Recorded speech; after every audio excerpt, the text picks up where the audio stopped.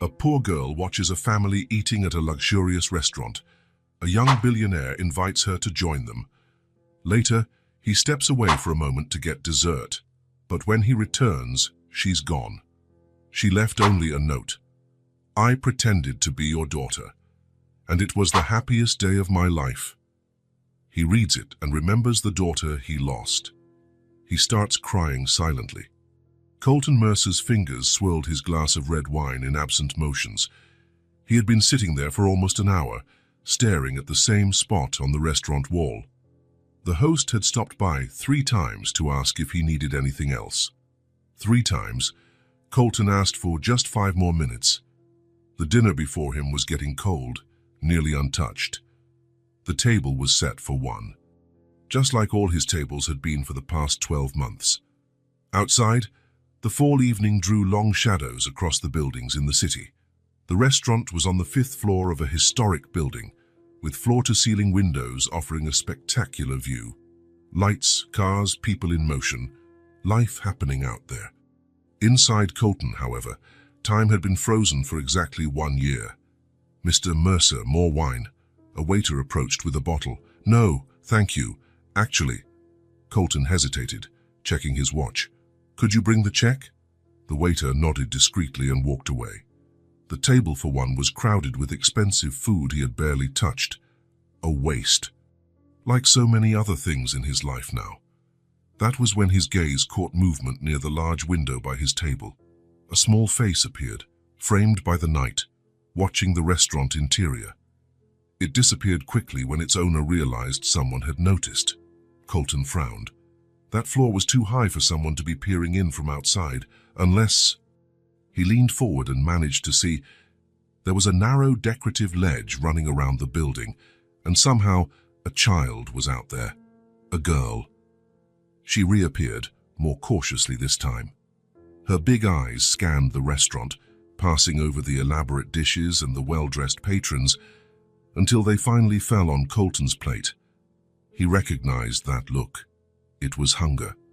The child could not have been older than 8. Brown, disheveled hair and clothes a bit too large for her small frame. Through the glass, her eyes met Colton's. She didn't run away this time. Something strange happened inside him, an impulse he hadn't felt in a long time. Empathy, perhaps, or just the basic human need for connection he had buried along with his dreams. Without much thought, Colton raised his hand and motioned for her to come in. The girl's eyes went wide with surprise. She looked around, as if confirming he was truly signaling to her. Colton repeated the gesture, more firmly this time. She vanished from the window. Colton felt a pang of disappointment. What a crazy idea. Calling an unknown child, probably in need, into one of the most expensive restaurants in the city.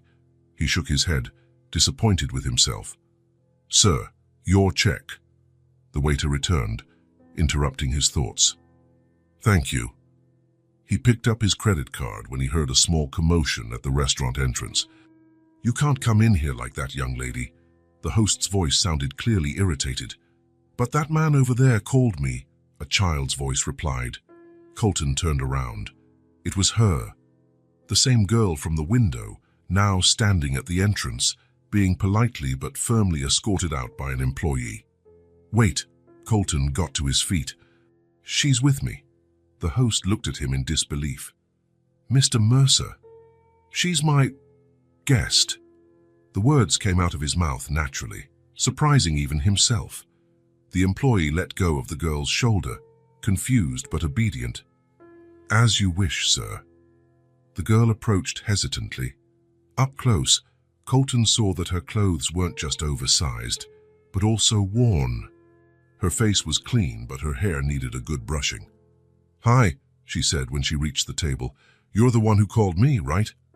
There was a mix of distrust and hope in her voice that hit Colton somewhere forgotten in his chest. "Yes, you looked..." He didn't want to say hungry and humiliate her. "Interested in the food." A shy smile appeared on the girl's face. "I've never seen food so fancy. It's like in the movies." Colton pointed to the empty chair in front of him. "Would you like to try it?" Instead of answering, She glanced around, clearly uncomfortable with the stares of other patrons. "Don't mind them," Colton said quietly, as if sharing a secret. "They're just jealous because your company is more interesting than theirs." That made her giggle. Without further hesitation, the girl sat down. "What's your name?" Colton asked, discreetly signaling the waiter to bring a new set of silverware. "Sadie," she replied, her eyes fixed on Colton's nearly untouched plate. "And you?" "Colton Mercer." "Colton," she repeated, testing the name. "Sounds like a cowboy name." For the first time in months, he felt like smiling. Never thought of it that way. The waiter arrived with new silverware and, sensing the situation, also brought a glass of juice. "Thank you," Sadie said, surprising Colton with her good manners. Once the waiter had left, Colton pushed his plate toward her. "Help yourself. It's filet mignon with red wine sauce and potatoes." Sadie picked up the fork carefully, as if it were a fragile jewel, and tried a small piece of the meat. Her eyes closed for a moment. "So good," she whispered, then remembered something and asked, "Are you sure you don't want any?" "I've had enough," Colton lied. "Go ahead." He watched her eat with controlled appetite. Despite the obvious hunger, she ate slowly, savoring each bite, using the utensils correctly. Someone had taught her well. "How did you get all the way up here?" Colton asked, genuinely curious. "This restaurant is on the 5th floor. Sadie finished chewing before replying. "There's a fire escape outside. I climbed up." "That's dangerous," Colton frowned. "I'm good at climbing things," she shrugged, as if it were nothing. "Mrs. Patel says I'm like a cat." "Mrs. Patel?" "My neighbor. She takes care of me sometimes." Sadie took another piece of meat. "Or used to." There was something in the way she said it, a tone of loss that resonated with Colton. "Do you live nearby?" Sadie chewed longer than necessary before responding. "Sort of." Instinctively, Colton knew he shouldn't press. There were secrets there, perhaps pain. He knew that territory well. "These potatoes taste different."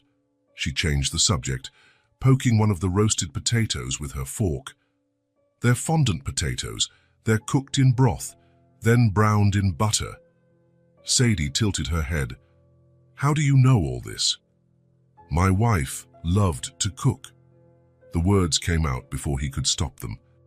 It was the first time he had spoken about Margot so naturally in months. "She doesn't love it anymore." A simple question, a complicated answer. "She isn't here anymore." Sadie lowered her fork slowly. Her eyes, surprisingly mature for her age, studied Colton. "My mom's gone too," she said simply.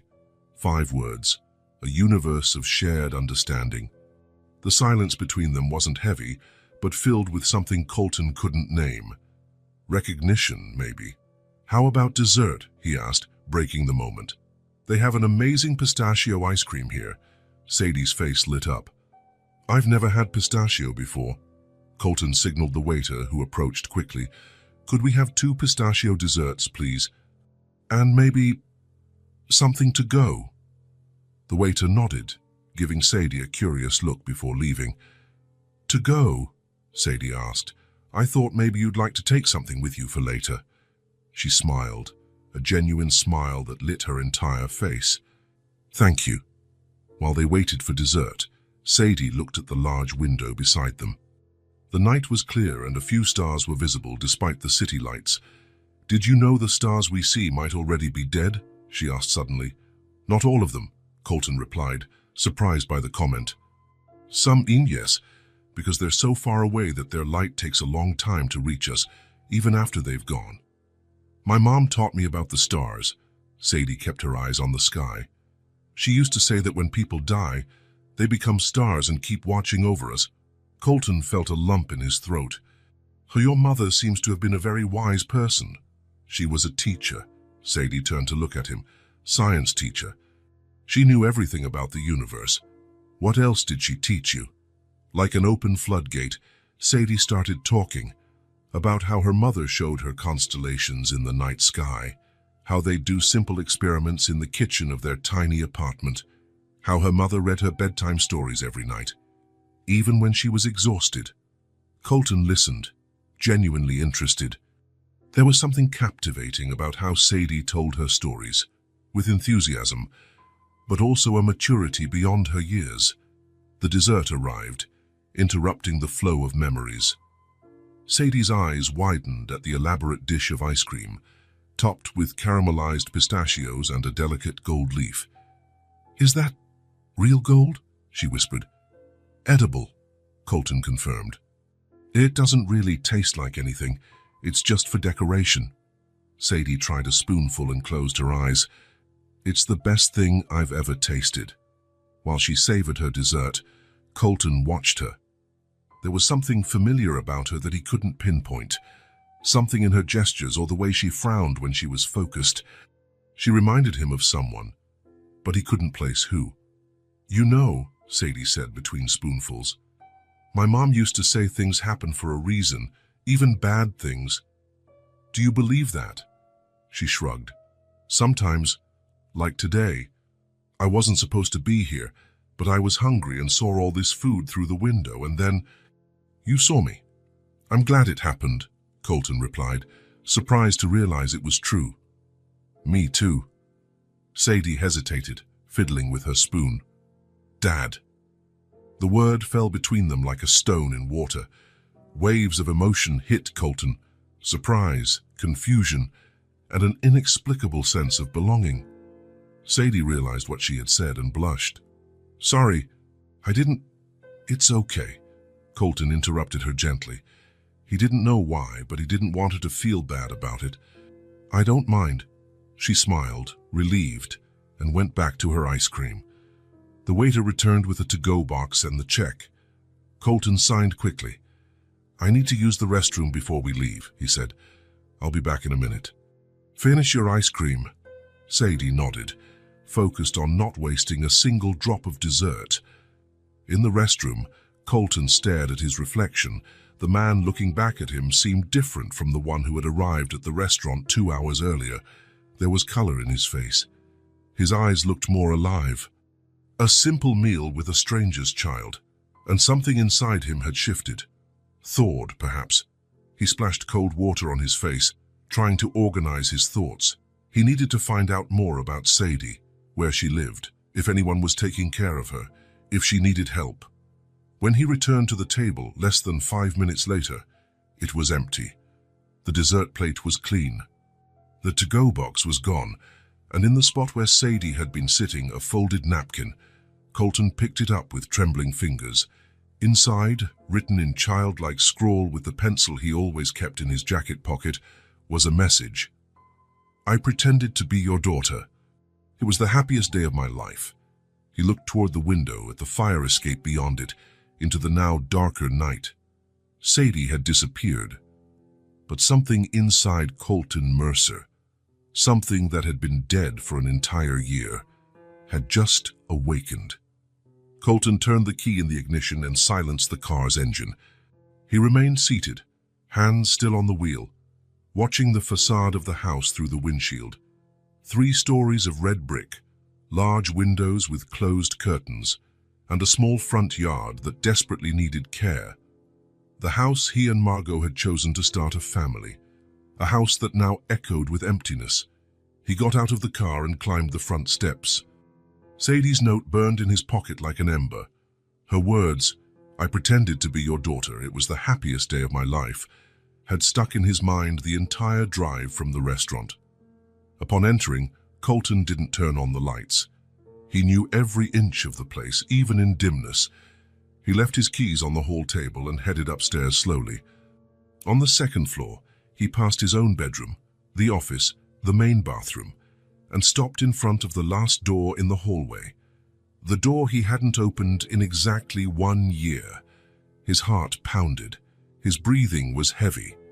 Colton rested his forehead against the cold wood and closed his eyes. "It's just a room," he whispered to himself. But it wasn't just a room. It was her room.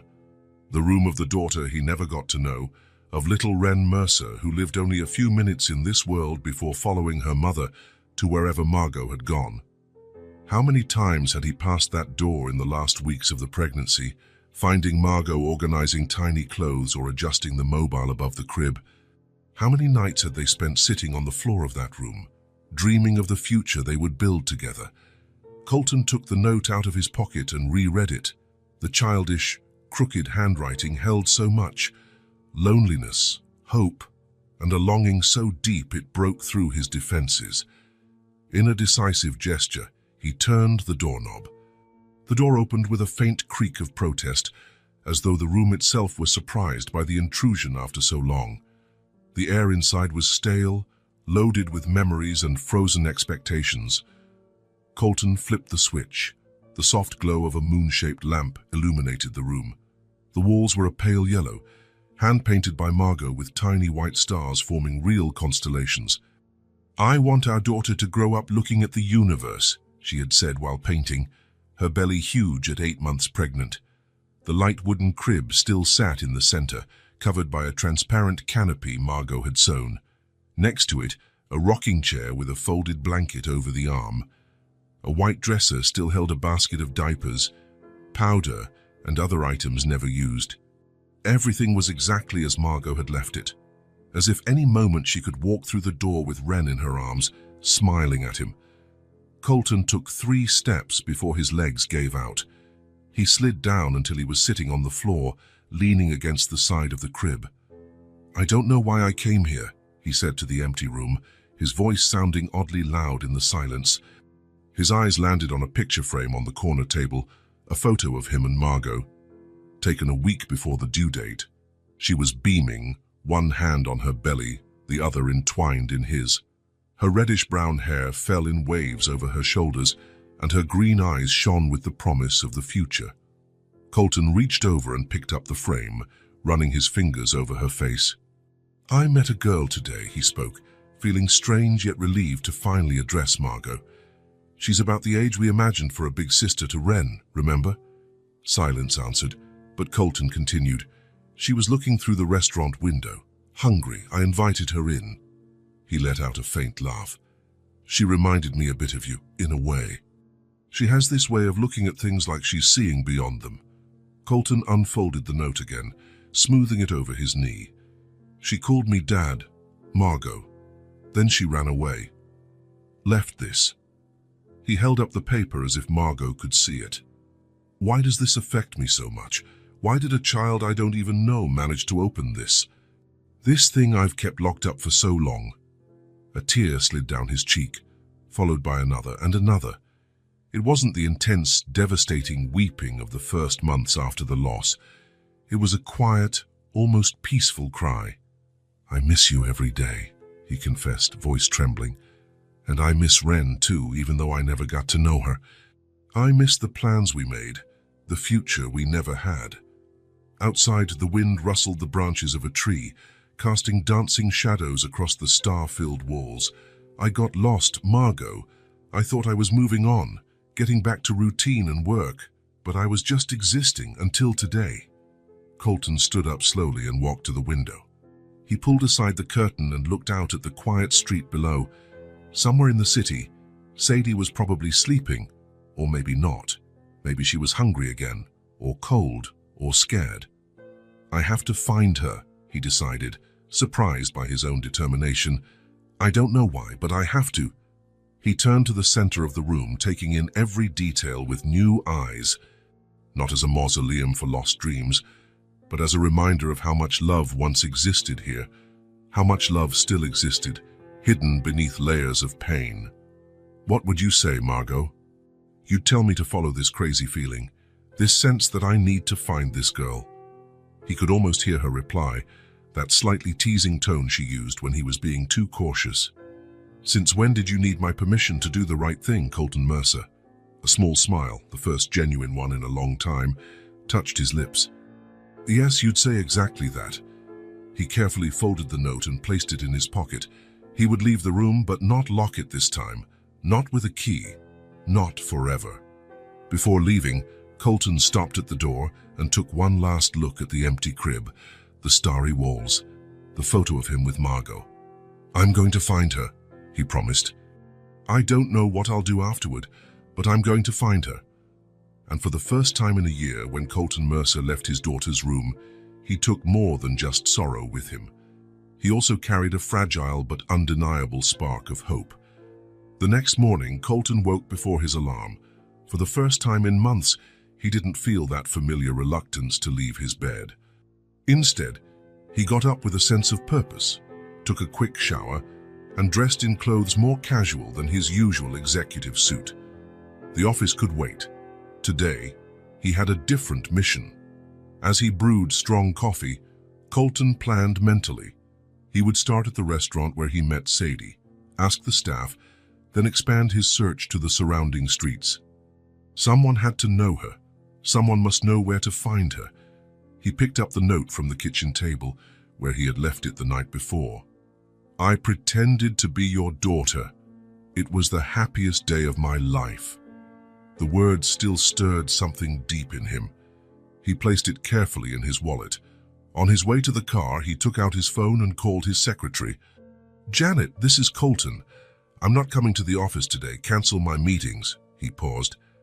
Actually, can you clear my schedule for the rest of the week? I'm taking care of something personal. Janet, efficient as always, asked no questions. She just confirmed she would handle everything and wished him a good day. In 5 years working together, this was the first time Colton took unplanned days off. But something in him had changed, like a door unlocked after being sealed for years.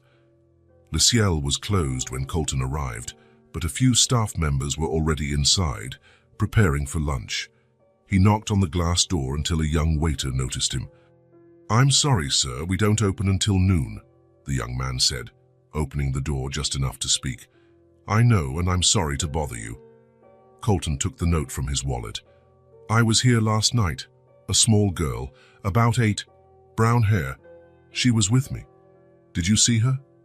The waiter frowned, thinking, oh, yeah, the little girl who came in through the window. Caused a fuss with the head waiter. That's right. Do you know who she is or where I can find her? No, sir, sorry. I've never seen her before last night. Colton nodded, disappointed, but not surprised. Can I speak with the head waiter, then? He'll be in at 11. I'll come back later. Thank you. Leaving the restaurant, Colton began walking around the nearby streets. It was a commercial district, full of office buildings, upscale restaurants, and a few department stores. Not the sort of place you'd usually find a child alone, unless she had no other choice. He went into every establishment, showing the note and describing Sadie. He received puzzled looks, some pitying, others skeptical. Nobody knew her. Nobody had seen a girl living on the streets around there. By late morning, Colton returned to Le Ciel. The head waiter recognized him immediately. Mr. Mercer, how may I help you? We don't have your reservation for today. I'm not here to dine. I'm looking for the girl who was with me last night. The man straightened his bow tie, visibly uncomfortable. Ah, yes. Quite an unusual situation. Have you seen her before? Maybe she hangs around the area. No, never. And believe me, Mr. Mercer, I would have noticed. We have a very select clientele. The slightly snobbish tone irritated Colton. She climbed the fire escape. Maybe she's done it before. The head waiter pursed his lips. I doubt it. After last night's incident, I checked with our security. The fire escape door was unlocked. An oversight that's already been corrected. Colton thanked him and left, feeling more lost than before. For a moment, he considered giving up. What was he doing, anyway? Searching for a needle in a haystack, a child he'd met by chance, who might not even be in the area anymore. But then he remembered her eyes, how she'd called him Dad. The note. No, he couldn't give up. By the third day of searching, Colton's determination began drawing attention. The street vendors, the doormen of the buildings, the cab drivers waiting at taxi stands, they all recognized him and waved when he approached. Still looking for your girl? Asked a man selling hot dogs on a busy corner. She's not... Yes, I still am. The vendor smiled sympathetically. I hope you find her, buddy. I'll keep an eye out. That night, Returning home exhausted and dejected, Colton allowed himself to wonder, what if he found Sadie? Then what? She probably had family, someone to care for her. He couldn't just take her home like a lost puppy. But why had she written that being his daughter, even just pretending, was the happiest day of her life? Why had she run away afterward? Unanswered questions plagued him in restless sleep. On the fifth day, a Friday, the sky was heavy with dark clouds at dawn. The forecast warned of a strong storm later in the afternoon. Colton hesitated, looking out the window, but soon grabbed an umbrella and left the house. Today, he was determined to expand his search perimeter. He'd take the car and visit neighboring districts. Maybe Sadie didn't live so close to the restaurant. Maybe she just wandered around there because it offered better chances of finding food. He spent the morning driving slowly through the streets, stopping at parks, schools, shelters. He showed the note, described Sadie. Some people were kind, others too rushed to pay attention. At a homeless shelter, a social worker listened to his story with interest. If this girl truly is on the streets, Mr. Mercer, she needs professional help, the woman said kindly but firmly. Why don't you leave your contact information? If someone matching her description shows up, I promise to call immediately. Colton thanked her and left his card, but walked away feeling empty. The thought of Sadie stuck in a bureaucratic system, cold and scared, deeply troubled him. Around 4 in the afternoon, the rain began. First a few isolated drops, then a steady, heavy downpour. Colton kept going, his umbrella offering little protection against the wind that threw water in every direction. The streets began to empty. People ran for shelter, car headlights turned on, and puddles formed on the uneven sidewalks. Despair weighed on him like the rain itself. That was when, passing a narrow alley between 2 old buildings, Colton heard something. A soft melody, nearly drowned out by rain hitting the asphalt. Twinkle, twinkle, little star, how I wonder what you are. He stopped, his heart suddenly hammering. That childlike voice kept singing, shaky but sweet, the lullaby Margot used to hum while arranging the baby's room. Colton closed his umbrella and entered the alley. Narrow and dark, it was mostly used as a dumping area for nearby restaurants. Large garbage containers lined the space, creating small pockets of shadow. The voice came from behind the last container, up above the world so high, like a diamond in the sky. He moved closer slowly, trying not to make noise. He didn't want to scare her. And there she was, huddled in a small gap between the dumpster and the wall, shielded from the rain by a piece of folded cardboard. Sadie hugged her knees to her chest, her wet hair clinging to her face. She sang softly, as though the song were a shield against the cold and fear. Colton felt his chest tighten. Sadie! She stopped singing immediately. Her eyes, huge in her small face, locked onto him with a mix of fear and recognition. Mr. Colton. Yes, it's me. He crouched down slowly, keeping some distance so she wouldn't feel threatened. I've been looking for you. Sadie blinked, confused. Why? The question, so simple, caught Colton off guard. Indeed, why? What would he say to a child he barely knew, found by chance? The truth, he decided. Your note, he said, taking the folded paper from his wallet. It was a bit crumpled and damp from the rain, but still legible. I couldn't stop thinking about it. About you. Sadie lowered her gaze, embarrassed. Sorry. I shouldn't have written that. No. Don't apologize. It was... Colton hesitated, searching for the right words. It was important to me. Silence fell between them, filled only by the sound of falling rain. Sadie was visibly trembling, her thin clothes soaked through. You're freezing, Colton observed. How long have you been out here? She shrugged, a gesture that seemed to carry far more weight than any child should bear. A few nights, since Mrs. Patel was taken to the hospital. Your caretaker is in the hospital, Sadie shook her head. She wasn't really...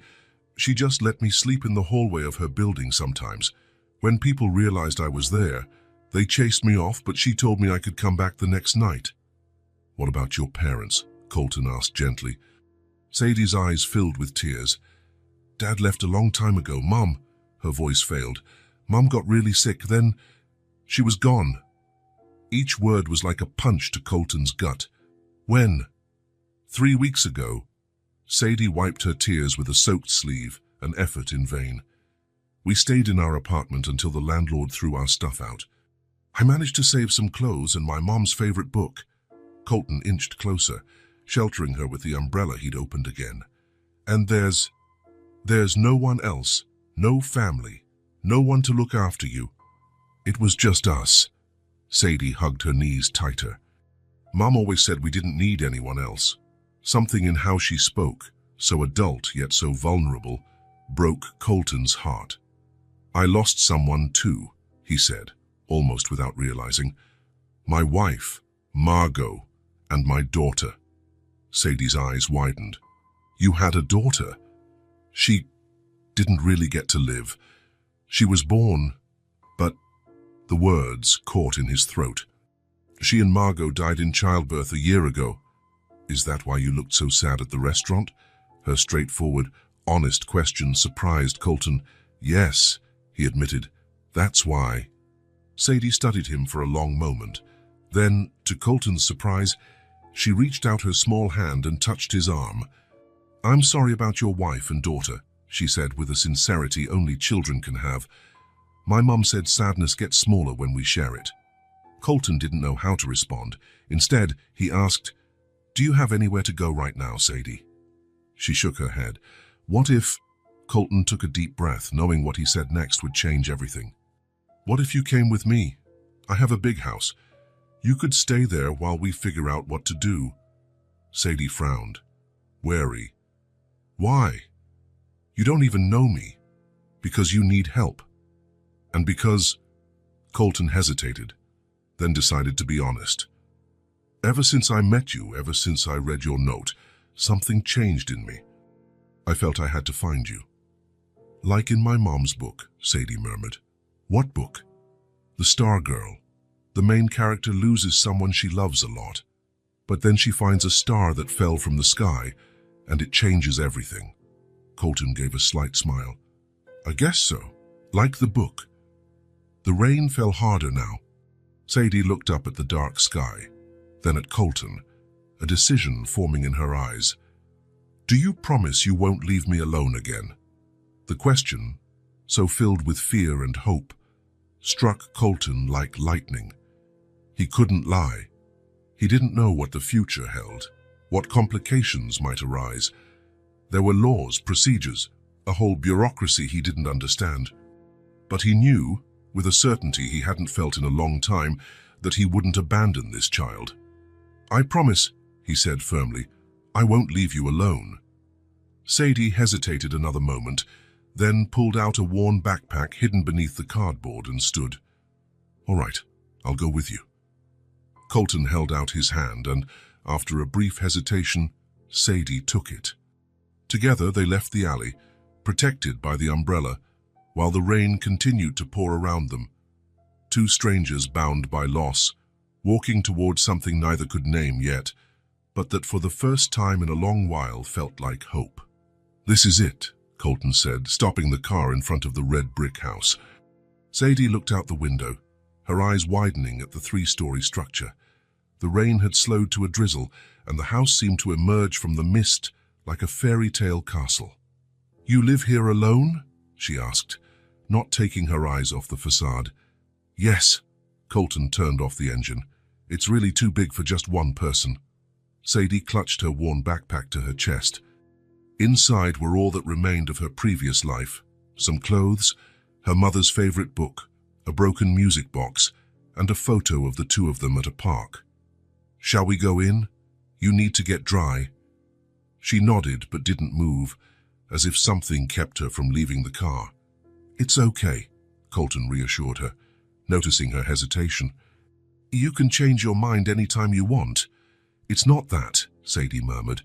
It's just, what if I don't know how to behave? It's such a fancy house. Colton smiled. There's no right or wrong way to behave.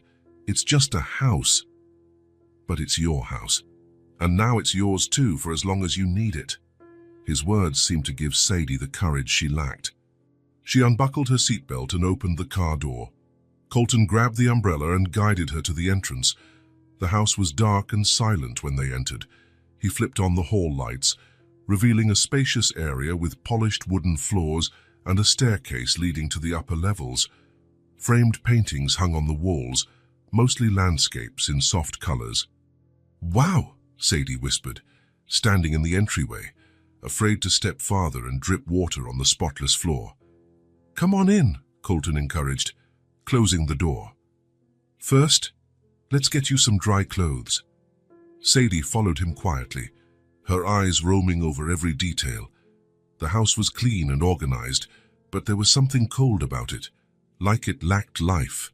No personal photos, nothing out of place. "Wait here," Colton said, pointing to the living room sofa.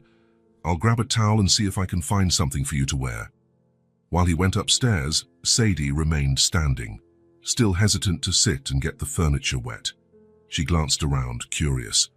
The living room was large, with tall windows draped in heavy curtains. A big brown leather couch faced a fireplace that looked unused. There were shelves filled with books, and a coffee table with neatly stacked magazines, but no sign that anyone actually lived there. It felt more like a movie set than a real home. Colton returned a few minutes later, carrying a fluffy towel and what appeared to be a gray sweatshirt. "Here," he said, handing her the towel. "The guest bathroom is right there. You can dry off and change. I know it'll be big on you, but it's just for now." Sadie accepted the towel and sweatshirt, which she realized was actually one of his old t-shirts. "Thank you." The guest bathroom was larger than the entire bathroom of the apartment she'd shared with her mother.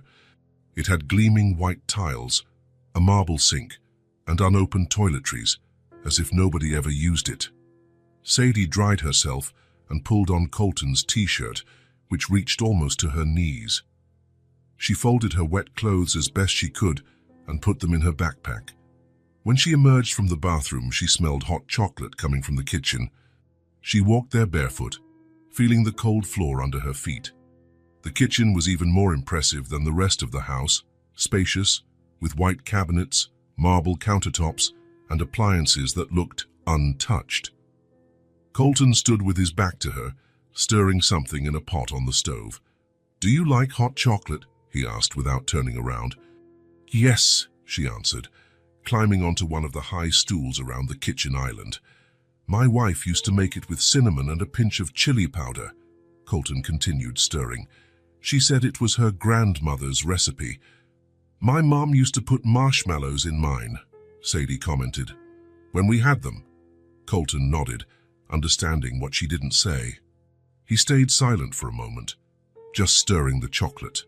Then, as though coming to a decision, he opened a cabinet above the fridge and pulled out a box. "Lucky for you," he said with a small smile, showing her a package of marshmallows. "They might be a bit old, but they'll do." He placed 2 mugs on the counter and poured in the steaming chocolate. He dropped a few marshmallows into Sadie's cup and slid it toward her. "Careful, it's hot." Sadie cupped the mug with both hands, feeling its warmth spread through her still cold fingers. The sweet, comforting aroma reminded her of winter nights with her mother. The two of them huddled under their one good blanket, sharing a cup of hot chocolate as they read together. "It's good," she said after a cautious sip. They drank in silence for a few minutes. It wasn't entirely uncomfortable, but it was laden with unspoken questions and uncertainty. "Are you hungry?" Colton asked at last. Sadie shook her head. "Not really." "Are you sure I could make a sandwich or—" "The hot chocolate is enough. Thank you." Another pause. Colton glanced at the wall clock. It was nearly 9 at night. "I guess we need to figure out where you'll sleep," he said, sounding a bit uncomfortable. "I have several guest rooms, but none are really prepared. We'd need fresh sheets, pillows." "I can sleep on the couch," Sadie quickly offered. "I don't mind." Colton frowned, clearly unhappy with that idea. "No, not the couch. There's a comfy armchair in the hallway near my bedroom. It reclines, almost like a bed. We can use that for tonight, and tomorrow we'll set up a proper room for you. Sadie nodded, relieved she wouldn't have to be alone in a strange room. The armchair sounds great.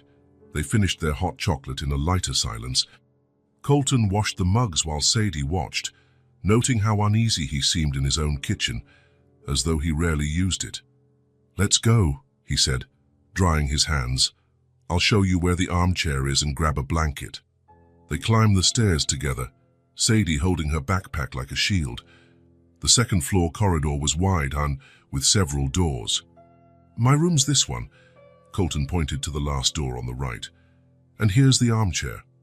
At the end of the hallway, close to his room but not directly across from it, there was a large, dark leather recliner. It looked comfortable, with wide arms and a footrest that popped out when tilted back. "I think this will do," Sadie said, her shoulders relaxing a little. Colton opened a built-in closet in the corridor and grabbed a soft blanket and a pillow. He arranged them on the recliner, trying to make it as cozy as possible. "The bathroom's right there," he indicated a door next to his bedroom. "There's a new toothbrush in the drawer and fresh towels in the cabinet. If you need anything during the night, just call me." Sadie nodded, sitting on the edge of the armchair. She looked small and vulnerable in that large, unfamiliar space. "Thank you," she said, so quietly Colton almost didn't hear. He hesitated, clearly unsure what to do next. Part of him wanted to comfort her, to say everything would be okay. Another part was terrified of the responsibility he had just taken on. "Good night, Sadie," he finally said. "Sleep well." "Good night, Colton."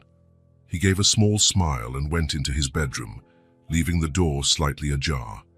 Perhaps so Sadie wouldn't feel completely alone, or maybe so he himself would hear if she needed anything. Sadie waited a few minutes before settling into the recliner. She opened her backpack and took out her mother's book, placing it under her pillow. Then she pulled out a small, crumpled photo and held it against her chest. "Good night, Mom," she whispered to the photograph. "I found a place to stay." Colton woke with a start in the middle of the night. For a moment, he was disoriented, not knowing what had disturbed his sleep.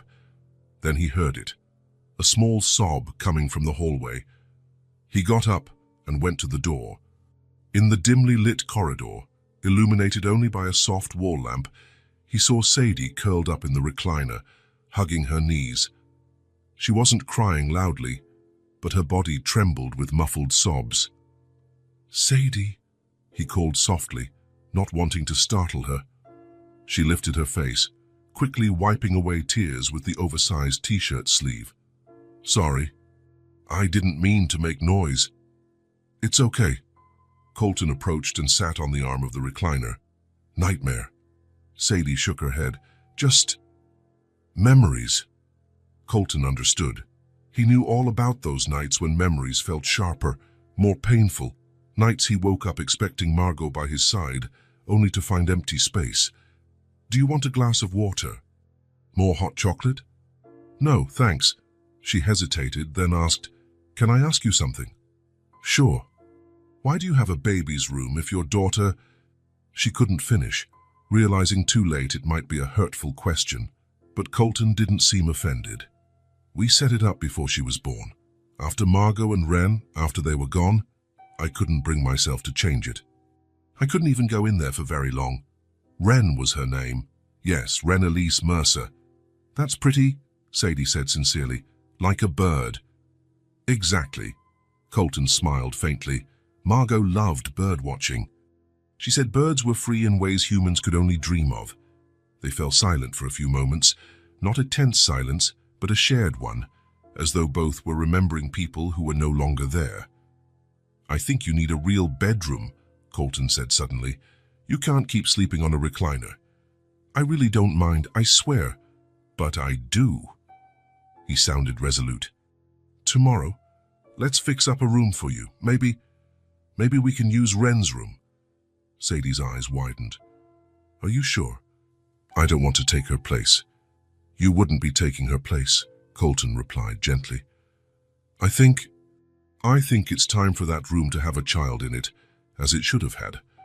The next morning, after a simple breakfast, Colton admitted he wasn't very good in the kitchen. They opened the door to the room that had been closed for so long. Morning light filtered through the thin curtains, illuminating the yellow walls with hand-painted stars. "Wow," Sadie whispered, looking up. "It really does look like the sky." "Margot painted each constellation in the right place," Colton explained, feeling a familiar ache, but not as sharp this time. She wanted the baby to grow up knowing the stars. Sadie walked around the room, gently touching the crib, the dresser, the unused toys. "We can change everything," Colton said, watching her. "Wall color, furniture." "I like the stars," Sadie said quickly. "Can we keep them?" Colton smiled. "Of course. We'll keep the stars." Over the following days, they worked together to transform the room. Colton dismantled the crib, replacing it with a twin bed he found in the attic. They bought new sheets. Sadie chose a set with planets and a moon-shaped lamp. Sadie insisted on helping with the painting, and Colton didn't have the heart to refuse. The walls remained yellow, but a brighter, more vibrant shade she picked out. The stars were carefully preserved, though some needed touch-ups. "Look what I found," Colton said one afternoon while organizing the wardrobe. He held up a small teddy bear in a blue onesie. It was supposed to be Wren's first toy. Sadie took the teddy bear carefully, as though it was something precious. "She's so cute. You can keep her if you want." Sadie looked at Colton, unsure. "Are you sure?" "Absolutely." She examined the teddy bear for a moment, her fingers stroking the soft fabric. Then, almost shyly, she asked, "Could I call her Little Margot?" Colton felt something tighten in his chest, but it wasn't pain. It was something lighter, more like relief, as though a burden was finally being shared. "I think Margot would have loved that," he replied, smiling. That night, when Sadie slept in her new bed for the first time, holding little Margot close, Colton stood in the doorway for a moment, watching. The room that had represented only loss for so long now housed a new chance. The past still hurt and always would, but now there was also space for the present. And for the first time in a very long time, Colton allowed himself to think that maybe, just maybe, the future could be something to look forward to, not fear. Days once again found color in the red brick house. Mornings were no longer the time when Colton dragged himself out of bed, drank black coffee, and headed off for long hours of work. Now they featured oatmeal with fruit, debates about which cereal was better, and talks about the plans for the day. By the third week of Sadie's stay, a routine began to form. It wasn't formally planned or discussed, just something that happened naturally, like water finding its path. In the mornings, Colton woke up first. He made breakfast while Sadie was still asleep. Initially, it was just toast, but soon he ventured into pancake and waffle recipes he found online. They weren't perfect, often misshapen or stuck to the pan, but Sadie always insisted they tasted amazing. "I've never had such interesting pancakes," she remarked one morning, holding up a pancake shaped like an unknown country's map. "It's culinary art," Colton replied with mock seriousness, making her laugh. After breakfast, Colton took Sadie to the public library, where she spent a few hours reading while he worked on his laptop at a nearby table. He had drastically cut back his hours at the office, going in only for essential meetings. The rest of his work he did remotely, keeping Sadie close. It wasn't a permanent solution, but it worked for now. "Won't you get in trouble for missing work?" Sadie asked one day, watching him close the laptop earlier than usual. "I'm fortunate enough to be the boss," he replied with a half smile. "Besides, I was working too much. That's not really living." Afternoons varied. Sometimes they ran errands together. Colton realized he knew nothing about children's clothing, and Sadie patiently guided him through stores. Other times they visited museums, parks, or just stayed home when it rained. It was on one of those rainy afternoons that their Friday ritual began. "Do you know how to make chocolate mousse?" Sadie asked, flipping through an old recipe book she'd found in the kitchen. Colton glanced over her shoulder at the page. Never tried. Why? My mom used to make it every Friday. Sadie ran her finger over the recipe. It was our way of celebrating the end of the week, even if the week wasn't great. That night, they made their first mousse together. It was a disaster. Colton over-whipped the egg whites until they were dry, and they forgot to grease the pan before pouring in the mixture. But the flavor was there, and when Sadie closed her eyes after the first spoonful, Colton saw a smile that blended memory with the present. After that, Fridays officially became Mousse Day. Their afternoon drawing sessions started by chance. Colton found a box of colored pencils in his office and gave them to Sadie, along with a sketch pad he wasn't using. Without much expectation, he sat beside her with his own pad, more for company than anything else. "What are you drawing?" Sadie asked, peeking at his paper. "Nothing special, just scribbles." "It looks like a dog." Colton looked at his abstract doodle and frowned. "A dog? Yes, look," Sadie pointed. "Here are the ears, and this looks like the snout." He tilted his head, trying to see what she saw. "I think you have a very good imagination. Can we get a dog?" she asked suddenly. The question caught Colton off guard. It was the first time Sadie asked for anything for herself. "You like dogs?" "I've always wanted one." She lowered her eyes to her own drawing. "Mom said our apartment was too small." Colton thought for a moment. "Let's finish these drawings today, then we can talk about maybe getting a dog." She nodded, but her new energy showed in her pencil strokes. When they finished, Sadie asked to hang their drawings on the fridge. It was such a simple, normal thing, yet Colton almost forgot that just a month ago his fridge had been a bare, cold surface. Sunday story time began on the third weekend. After lunch, Colton found Sadie sitting in the living room armchair, absorbed in a book. "What are you reading?" he asked. "The Star Girl." Sadie showed him the worn cover. "It was my mom's favorite." Colton sat on the arm of the chair. "What's it about?" "A girl who loses her family but finds a star that fell from the sky. The star can't go back home, so they take care of each other." The parallel didn't escape Colton. "Sounds like a good story." Want to hear some?" Sadie offered, her voice hesitant. "I'd love to." And so Sunday story time was born. Sometimes Sadie read to Colton, sometimes he read to her. Soon, they extended reading into a nightly routine, not just Sundays. Nights brought their own challenges. Both had nightmares. Sadie sometimes woke screaming for her mother, disoriented and scared. In the early nights, Colton would rush to her room uncertain of what to do, just holding her hand until she slept again.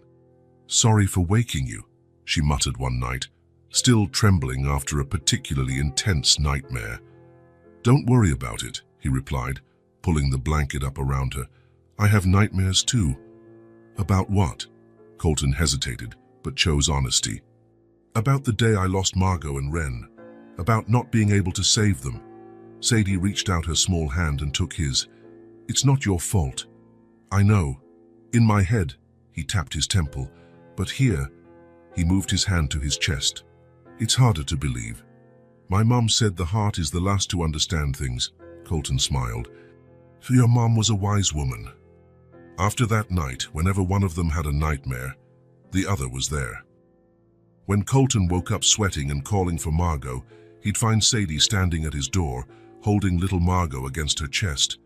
She wouldn't say anything, just come in and sit on the edge of the bed until his breathing steadied. One rainy Sunday, they were watching a movie in the living room when Sadie grew restless, running her hands through her hair repeatedly. "What's wrong?" Colton asked. "My hair's a mess. I can't fix it by myself." "Want me to try?" She gave him a doubtful look. "Do you know how to brush a girl's hair?" "No," he admitted. "But I can learn." That afternoon, Colton watched 3 tutorials on YouTube before making his first attempt at a braid. The result was terrible. Loose strands everywhere, completely uneven. "It looks like a bird's nest," Sadie remarked, looking in the mirror, but she was smiling. "Practice makes perfect," Colton said with determination. Tomorrow I'll do better. And he did. Each day a little better than the last. In 2 weeks, he could manage a decent French braid, and by the end of the month, he was attempting more elaborate hairstyles. The house that once was just a place for Colton to sleep and store his things began feeling like a home. There were magnets on the fridge holding up drawings, shoes of different sizes at the entrance, a calendar in the kitchen where they wrote down activities, moose day, afternoon at the park, movie night. One random evening, while Colton braided Sadie's hair before bed, she said suddenly, "I think my mom would be happy I'm here." Colton's fingers paused momentarily. "Really?" "Yeah." Sadie fiddled with little Margot in her lap. "She always said families are the people who make you feel safe. They don't have to be blood-related." Colton felt a knot in his throat. He finished the braid in silence, tying it with a colorful elastic. "There," he said, his voice slightly hoarse. "Looks nice." Sadie turned around and, for the first time, hugged him spontaneously. It was quick and slightly awkward, but completely genuine. "Good night, Colton." "Good night, Sadie." As she headed to her room, Colton realized maybe people really didn't have to share the same blood to be a family. Maybe all that was needed was the willingness to learn together, learn to make imperfect pancakes, to draw dogs that didn't look like dogs, to braid hair, and above all, to trust. He didn't know what the future would bring.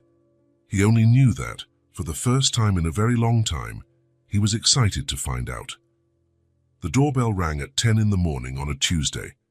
Colton straightened his navy blue tie and ran a hand through his hair before opening the door.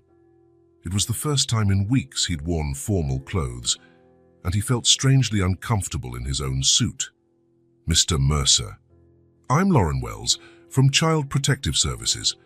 The woman at the door looked to be in her 40s, dark hair tied in a simple bun, holding a folder of documents. Her face was kind, but her eyes missed nothing with their professional scrutiny. "Please come in." Colton stepped aside, trying to keep his voice steady. "Thank you for coming." He had been the one to contact social services. After a month with Sadie in his home, Colton realized they needed to make things official. As well as everything was going, they were in a legal gray area that could become complicated at any moment. Lauren entered, taking in the hallway with Sadie's drawings now hung on the walls. "Nice artwork," she commented.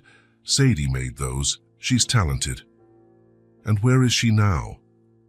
"In the kitchen, finishing breakfast." Colton hesitated. "I explained you'd be coming today, but she's a bit nervous." Lauren nodded. "That's normal. I'll do my best to keep her comfortable." In the kitchen, Sadie was sitting at the table, half-heartedly stirring a bowl of cereal. She had carefully chosen her outfit that morning, a simple but neat blue dress, and Colton had styled her hair in an elaborate braid. She looked small and vulnerable, and Colton's heart sank at the sight. "Sadie, this is Mrs. Wells. She came to talk to us, like I explained." Sadie glanced up, cautious. "Hello." "Hello, Sadie. You can call me Lauren." The social worker smiled, taking a seat at the table. "That's a very nice braid. Who did it?" "Colton," Sadie answered, somewhat surprised by the casual question. "He learned it on YouTube." Lauren raised her eyebrows slightly at Colton. "Impressive." "A lot of practice," he shrugged, pouring coffee for the visitor. "And a lot of mistakes at first." The initial tension broken, Lauren began explaining why she was there. She spoke directly to Sadie, in a gentle yet honest tone, about how the child protection system worked, why they needed to ensure she was well cared for, and the next steps. "I'll need to ask some questions, and then I'd like to see the house, especially your room." "Is that okay?" Sadie looked at Colton, who nodded encouragingly. "Okay." The questions started out simple. How was Sadie adjusting? Did she have enough clothes? Was she eating well? Had her education resumed? Then they grew more delicate. "Sadie, can you tell me about your mother?" The girl stiffened. "What about her? When she passed away? And what happened afterward? Sadie took a deep breath, eyes fixed on the table. Almost 2 months ago, she'd been sick for a long time. Her voice faltered a bit. After that, we stayed in our apartment until the landlord made us leave. I had nowhere to go. No other relatives, aunts, grandparents.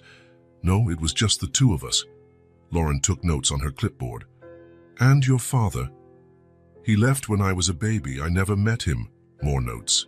Colton watched in silence, wanting to intervene each time he saw Sadie's discomfort, but knowing this wasn't the time. How did you meet Mr. Mercer? Sadie looked at Colton, as if seeking help to explain something complicated. We met at a restaurant, he jumped in. I was dining alone, and Sadie, well, she was looking in through the window. I was hungry, Sadie added, lowering her eyes. I hadn't eaten properly in 2 days. Lauren's expression stayed neutral, but her pen scribbled faster on the clipboard. And then they recounted the story, the shared meal, Sadie's note, Colton's search, the reunion in the rain.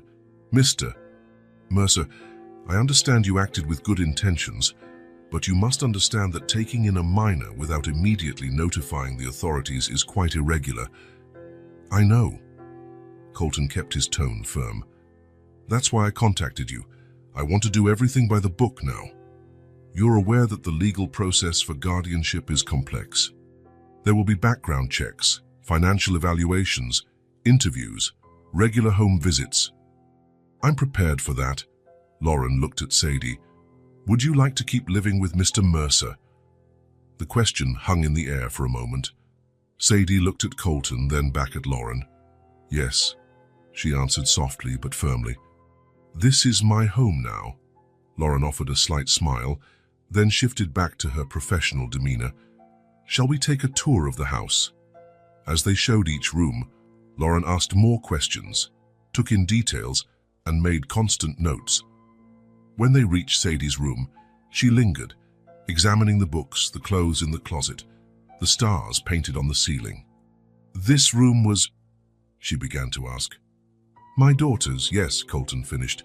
She and my wife died in childbirth a little over a year ago. Lauren nodded, her gaze softening slightly. I'm sorry.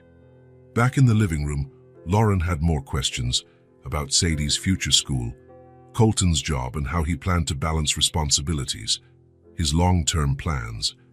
Some were easy. Others made Colton realize how many things he still hadn't considered. Mr. Mercer, let me be frank, Lauren said finally, closing her folder.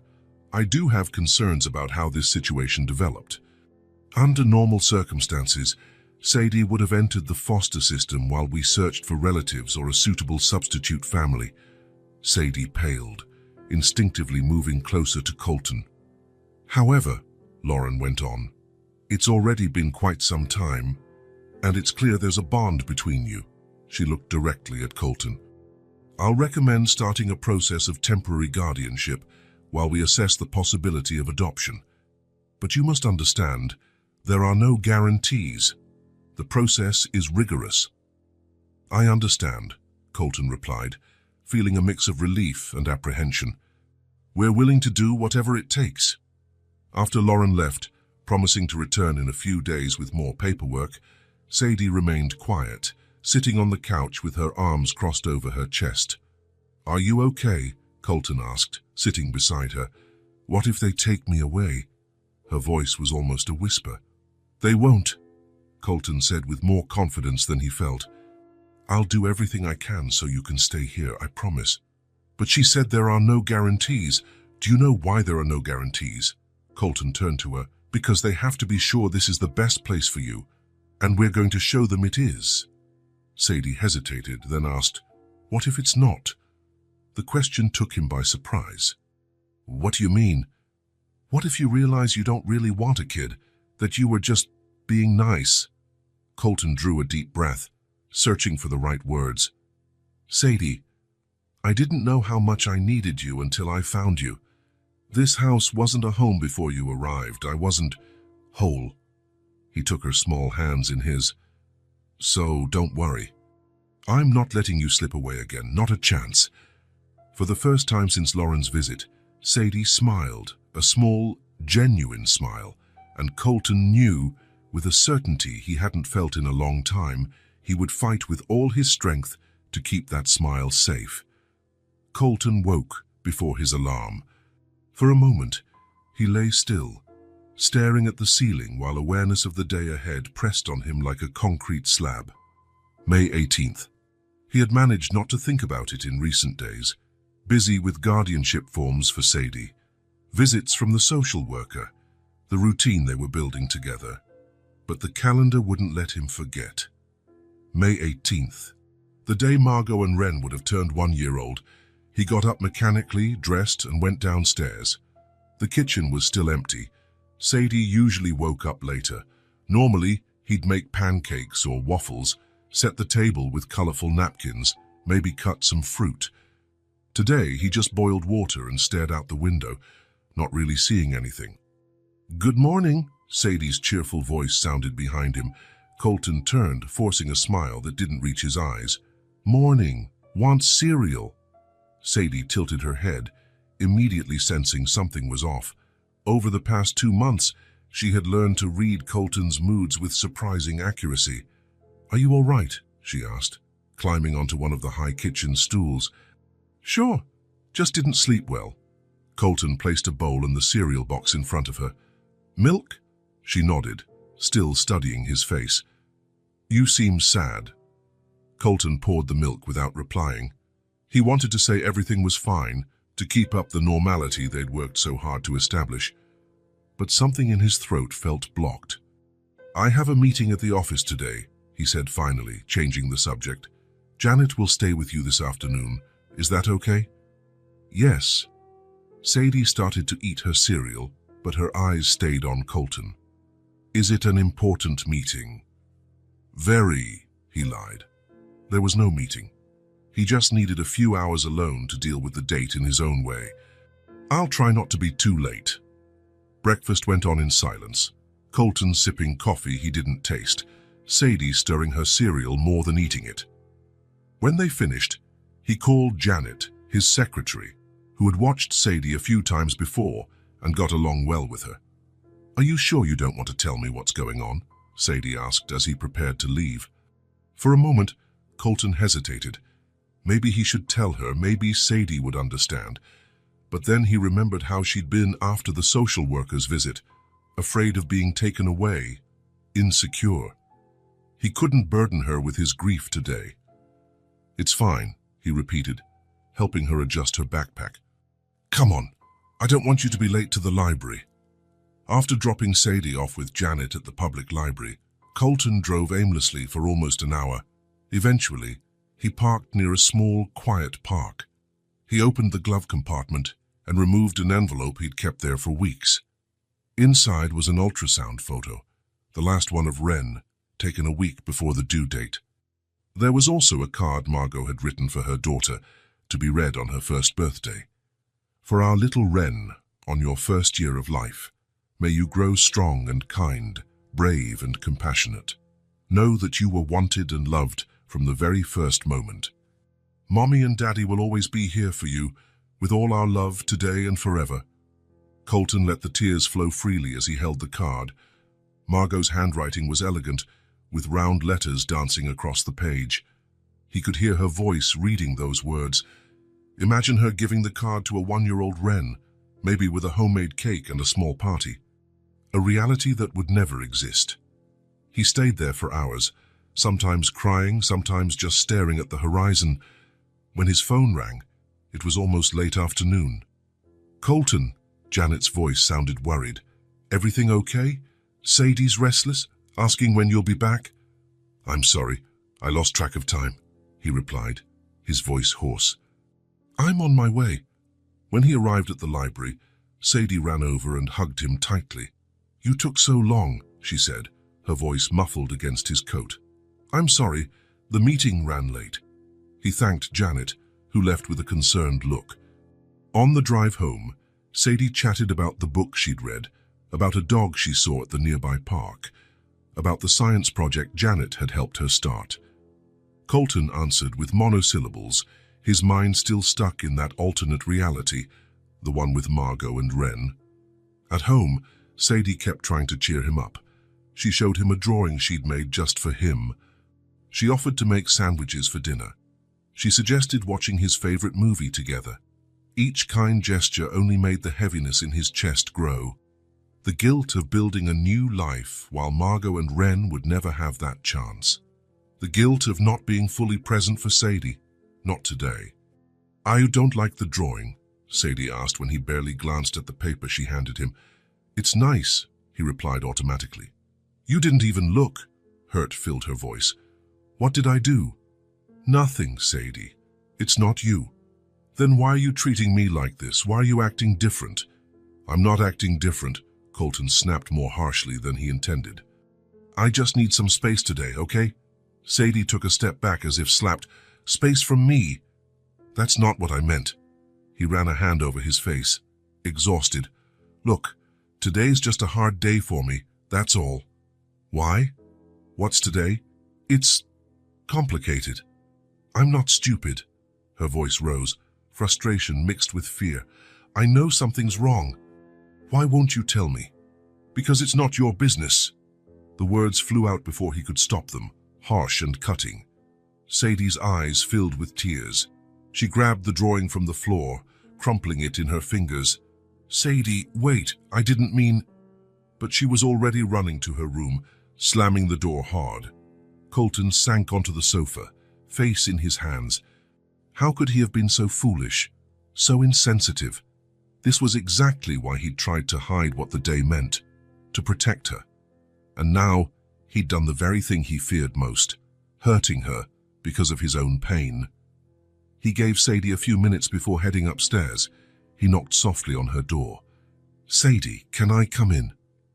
No response, but the door wasn't locked. He opened it slowly. Sadie was sitting on the edge of the bed, hugging little Margot, tears staining her face. She looked away when she saw Colton. "I'm sorry," he said, sitting beside her but leaving a small gap. "I shouldn't have spoken to you like that." She said nothing.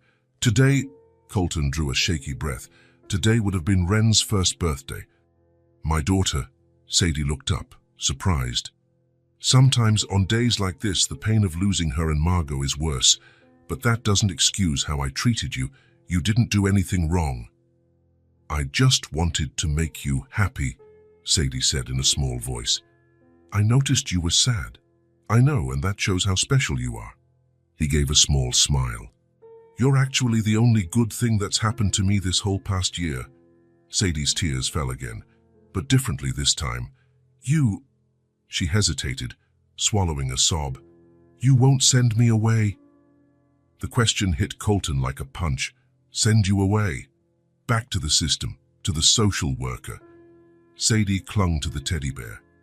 "When you get tired of me? When I'm too difficult?" "Never." The word came out like a solemn vow. "Never, Sadie. You're not something that can be returned. You're my family now." He opened his arms, and Sadie flung herself against his chest, crying openly. Colton held her tight, feeling his own tears return. "I'm sorry I didn't tell you about today," he said softly. "I thought I was protecting you, but I should have trusted you'd understand." Can we do something for Ren?" Sadie asked, her voice still trembling. "Like light a candle or send a balloon up in the sky?" Colton felt something inside him loosen, a knot he hadn't realized was there. "That's a beautiful idea," he said. "I think Ren would have loved having you as a big sister." Sadie smiled through her tears. "I would have taught her how to braid hair, and how to draw, and how to spot constellations." They stayed like that, holding each other and imagining a reality that would never be, yet finding comfort in sharing it.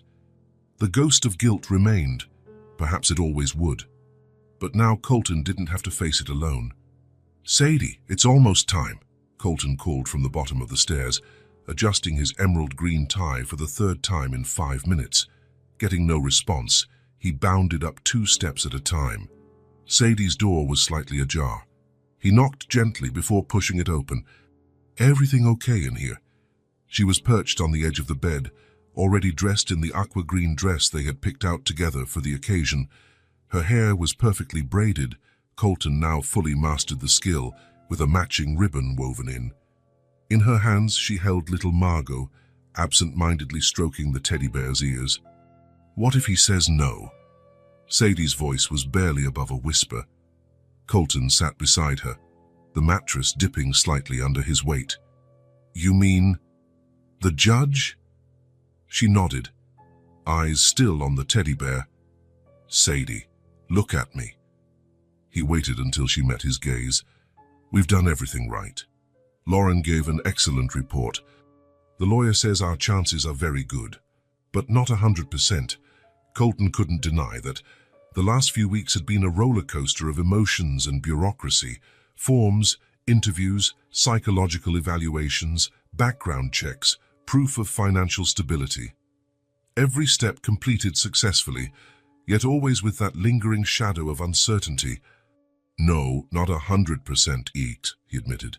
Very few things in life are, but we're closer than ever. What if he asks why you want to adopt me? What will you say? The question took him by surprise.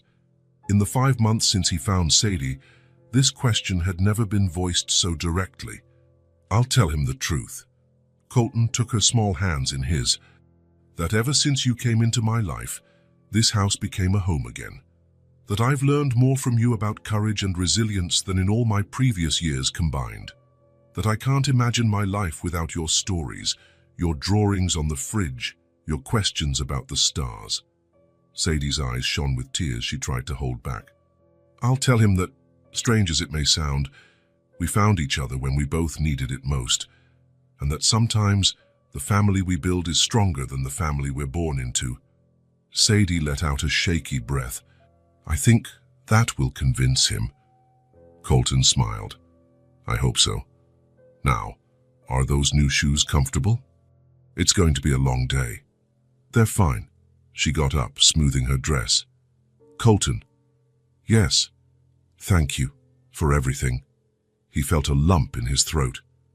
No, Sadie. Thank you. The family court building was imposing, made of red brick and white columns. Inside, the marble hallways amplified every step, every whisper, creating an almost solemn atmosphere. Colton and Sadie waited on a polished wooden bench with their attorney Hortrand Gregory Paxton, a man in his 50s with a naturally serious expression but kind eyes. Remember, Gregory explained for the 3rd time, Judge Porter is fair but meticulous. He'll ask questions, maybe some tough ones. Answer honestly, without over-elaborating. Colton nodded, his hand firmly holding Sadie's. Lauren Wells, the social worker, joined them, her heels clicking on the corridor floor. How are our 2 warriors? She asked with an encouraging smile. Nervous, Colton admitted. That's normal, but I have good news. I spoke briefly with Judge Porter, and he's read my full report. He's quite impressed with your progress. Before they could continue, a bailiff appeared at the courtroom door. Guardianship hearing for Sadie Morgan Mitchell. Parties, please step inside. Colton and Sadie rose. She looked even smaller among the adults in the imposing corridor. He crouched down to her eye level, a gesture that had become almost a ritual. Remember what we always say, 1 step at a time. Sadie nodded, squeezing his hand with surprising strength for someone so small.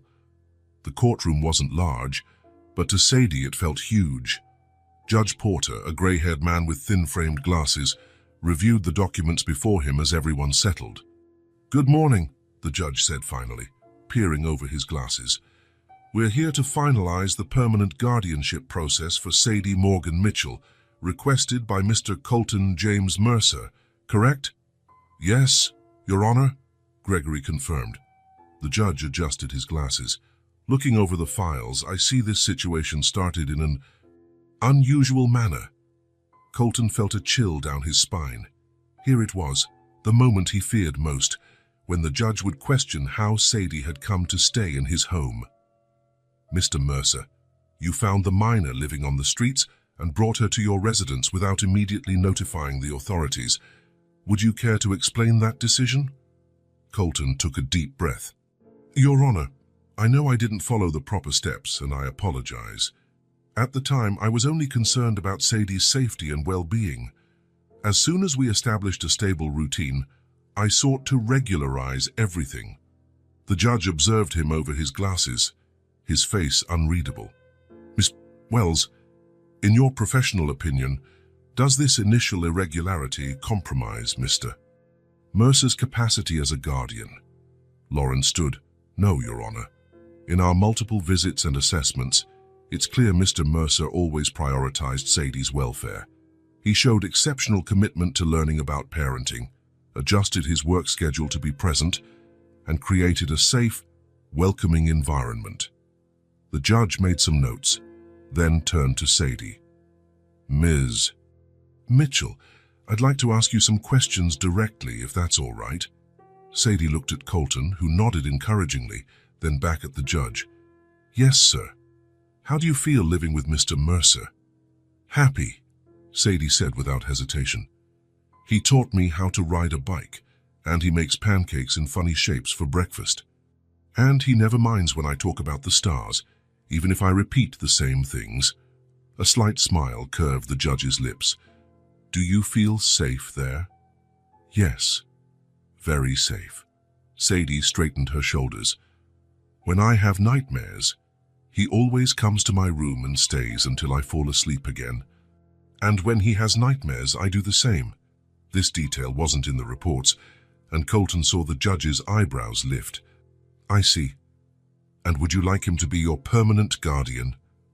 Sadie looked straight at the judge, with a seriousness beyond her years. I'd like him to be my dad, forever.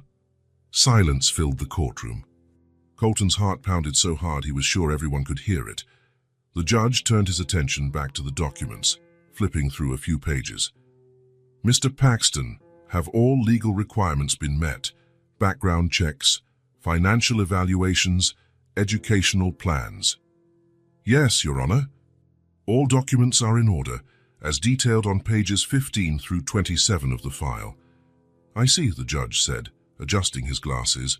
I noticed there were extensive searches for any of the child's relatives, with no results. Correct, Your Honor, Gregory added.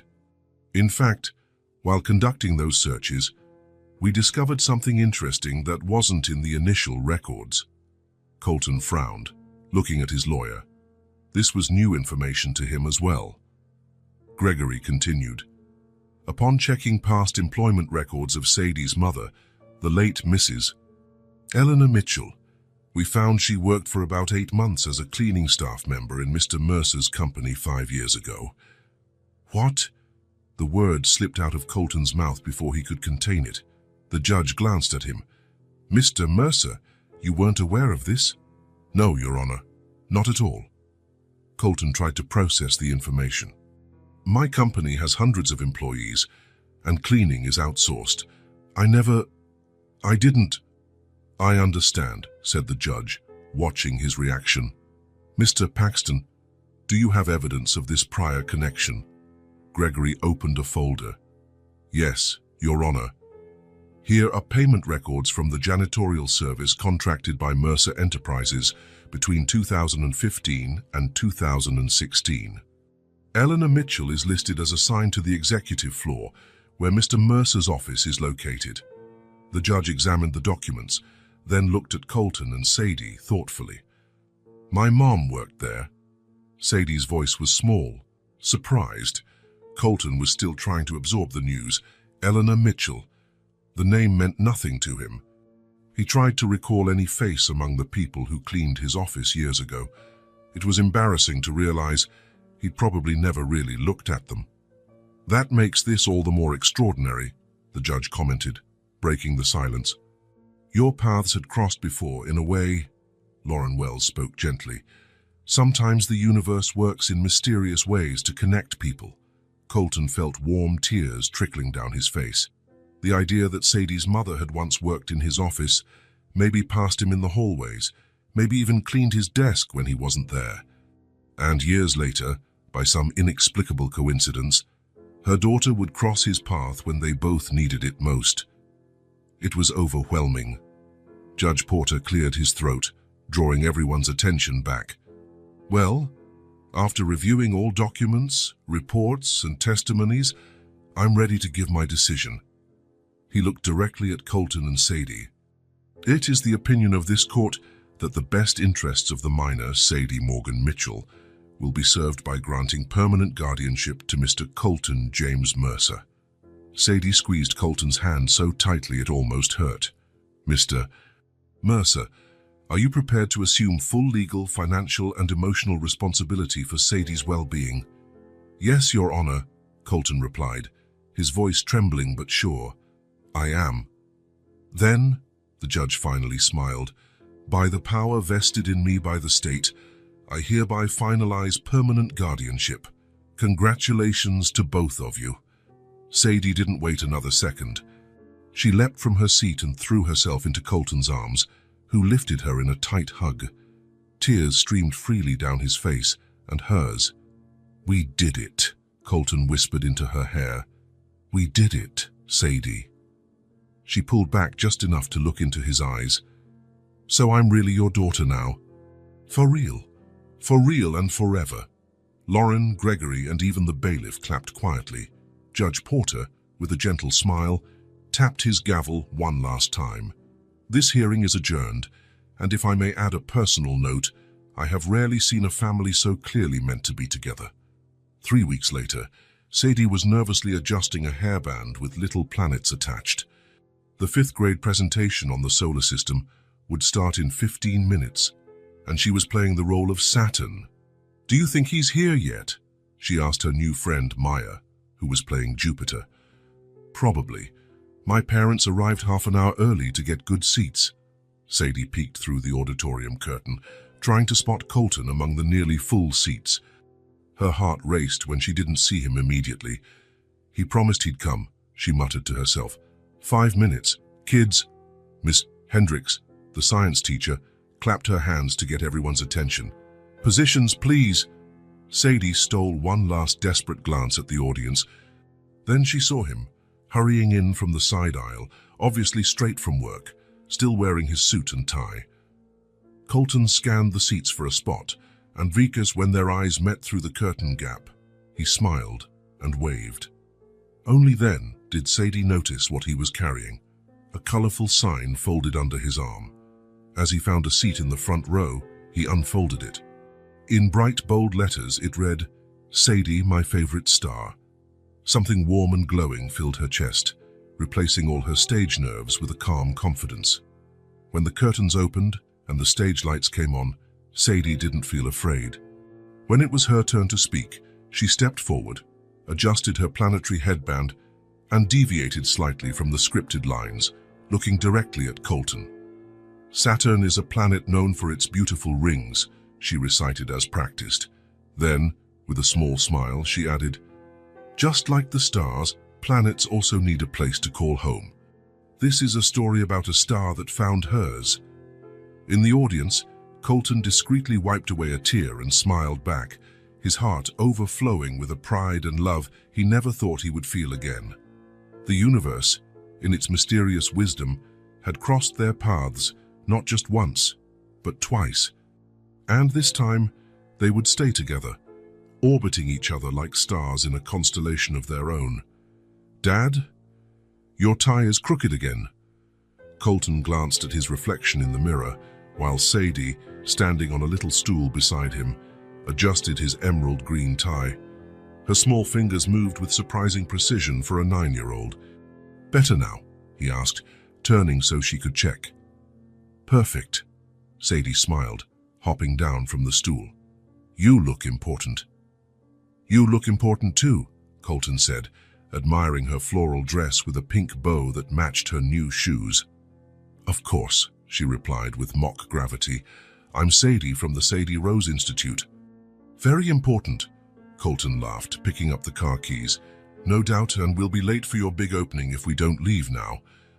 On the drive to the old building on the outskirts of the city, Sadie filled the car with excited chatter about her responsibilities during the ceremony. She'd spent the whole week rehearsing her short speech, although Colton assured her she didn't have to speak if she didn't want to. "But I do," she insisted. "It's important." In the 8 months since the adoption was made official, Colton had watched Sadie blossom with awe. The shy, distrustful girl he'd met peering through the restaurant window was now a confident child, involved in school activities, making friends, and dreaming big for the future. More recently, after a conversation about kids who didn't get as lucky as she did, Sadie asked a question that changed everything. Why can't we help other kids like me? That simple question planted the seed which, fueled by Colton's dedication and Sadie's enthusiasm, had grown into the Sadie Rose Institute, opening its doors that very morning. By the time they arrived, the parking lot was almost full. Local reporters, city officials, potential donors, and, most importantly, families with children in need of support had all gathered. "Wow," Sadie whispered, taking in the crowd as they got out of the car. "That's a lot of people." "Nervous?" Colton asked, holding her hand. She took a deep breath, lifting her chin in a gesture that strongly resembled Eleanor Mitchell in the few photos Colton had managed to find of Sadie's mother. A little, but a good kind of nervous. As they walked to the newly renovated building, Janet, now the Institute's executive coordinator, hurried over adjusting her blazer badge. "You're here," she said, relieved. "Everything's set. The mayor arrived early, the representatives from the Child Welfare Council are here, and the press is in position." Colton nodded, feeling a mix of excitement and nerves. He'd dedicated the past months to the project, redirecting significant resources from his company to create not just a temporary shelter, but a comprehensive center offering education, mental health services, and job training for older kids, along with an innovative family support program. "Where's Lauren?" Sadie asked, looking for the social worker who had become a family friend. "She's helping the kids get ready for their performance," Janet replied, pointing to a group of children practicing a song near the makeshift stage. When it was finally time for the ceremony, Colton sensed Sadie grip his hand tighter. He glanced down, noticing her biting her lip, another sign of her anxiety.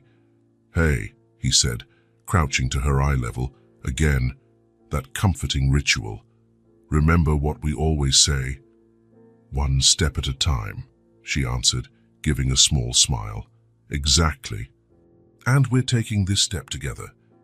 The mayor kicked off the ceremony with a speech about the importance of private initiatives complementing public efforts. Then Lauren spoke about the reality faced by children in vulnerable situations. Finally, the MC announced, "And now, with great honor, I invite Mr. Colton Mercer, founder of the Sadie Rose Institute, and his daughter, Sadie Mercer, the inspiration behind this project, to the stage." As they walked up, Colton noticed Sadie was no longer displaying nerves. Instead, her face shone with a serene determination that made him proud. Colton adjusted the microphone and looked out at the audience. "Good morning, everyone. It is with immense joy that we open the Sadie Rose Institute today. But before I talk about the project itself, I need to briefly share how we got here." He recounted how, without excessive detail, how he met Sadie, a star who needed a home just as I needed a star to guide me. He spoke of how adopting her opened his eyes to the reality of so many other children who lacked the same luck. The Sadie Rose Institute was born with a mission to build bridges between children who need love and adults capable of offering it, between the child welfare system and the community, between a challenging present and a future full of possibilities. Colton explained the different programs they'd offer, from counseling to cultural and sports activities, from family support to adoption preparation. "Because no child," he concluded, "should ever be alone when there are so many hearts ready to love." When he finished, Colton stepped aside, giving Sadie a reassuring nod. A murmur of admiration spread as the little girl took her place at the microphone with surprising seriousness. "Hi," she began, her clear voice amplified. "My name is Sadie, and a year ago I didn't have a home, a family, or hope." The crowd fell silent.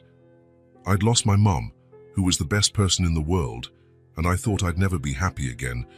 But then," she looked at Colton with a smile that lit her entire face, "I found someone who actually saw me, really saw me, Not through me, like a lot of people do with kids, especially ones who are alone. Sadie paused briefly before continuing. Lots of kids like me are waiting for someone to look them in the eye, to see who they really are. Not just what they need or what they lack, but their dreams, their fears, their stories. This place, she gestured to the building behind them, will help those kids be seen until they find their own families, or until their families learn to see them better. Colton felt a lump in his throat as Sadie finished. Thank you for helping other kids be seen, just like I was. Applause broke out immediately, filled with emotion. Even the reporters, typically detached, seemed moved. Colton saw Lauren discreetly wiping a tear. It was time for the ribbon-cutting ceremony. A large pink ribbon stretched across the main entrance of the institute. Lauren handed Colton a giant pair of scissors decorated with colorful ribbons. I think you two should do this together, she said, winking at Sadie. Colton positioned himself behind Sadie, both holding the scissors. Cameras clicked all around as he whispered, "Ready to open the doors so more stories like ours can begin?" Sadie nodded, and together they cut the ribbon. More applause followed, but it was Sadie's spontaneous, unplanned words that stuck in everyone's minds. Now more kids can find a dad who actually looks them in the eye. And the rest of the day was a whirlwind of interviews, tours of the institute, chats with donors, and getting to know the first families who would benefit from the programs. Sadie stayed by Colton's side for a while, but soon joined a group of kids in the newly inaugurated play area. From his new office window at the institute, Colton watched Sadie showing other children how to braid a doll's hair. She seemed so natural with them, with no trace of the frightened girl she once was. "She's amazing," Lauren commented, coming up beside him. "You know, when we started this process, I had my doubts, right?" Colton smiled. "I figured it wasn't exactly an ideal situation." "Not at all. But sometimes," she watched Sadie laugh with the other kids, "the non-ideal turns out to be perfect."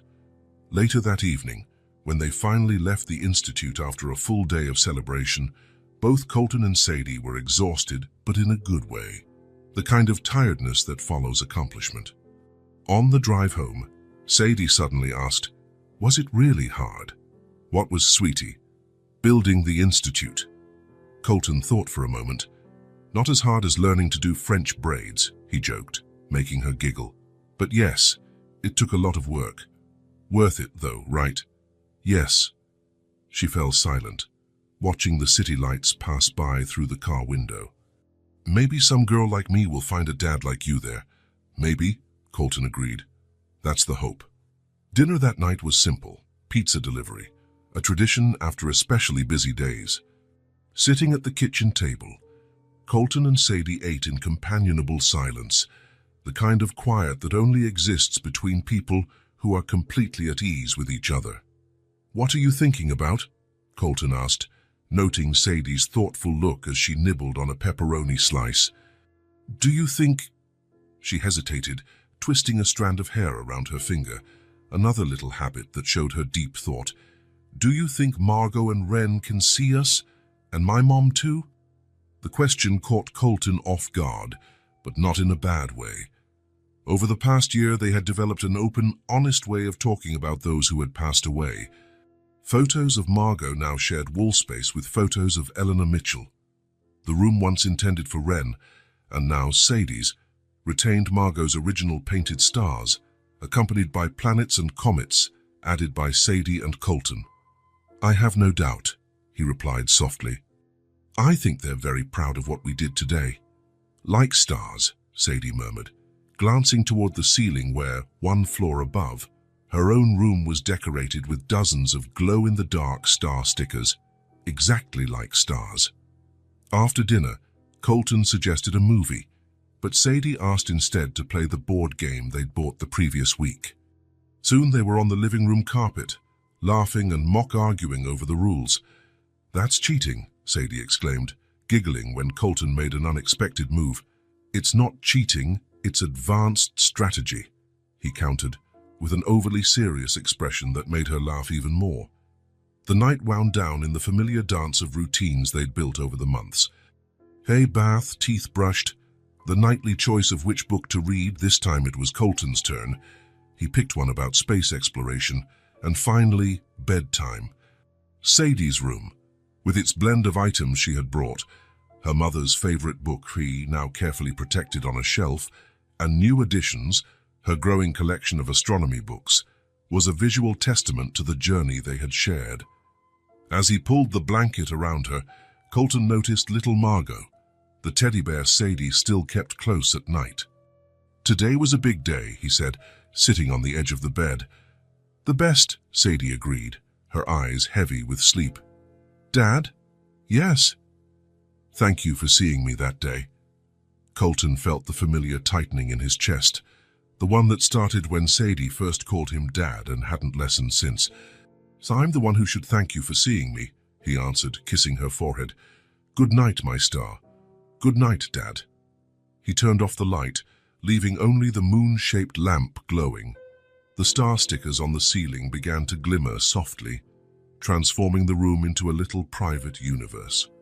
Standing in the doorway, Colton watched Sadie as she drifted towards sleep. He remembered the first time he saw her, gazing through the restaurant window with hungry, hopeful eyes. The first night she stayed in his home, curled in the hallway recliner. How far they had come since then. There were still hard days, days when the absence of Margot and Wren hurt like an open wound, days when Sadie wept for the mother she had lost too soon, days when both stumbled, trying to learn how to be a family forged from shared loss. But they were overshadowed by good days, the mornings with odd-shaped pancakes, afternoons reading in the backyard shade, nights like this one under a ceiling of glow-in-the-dark stars.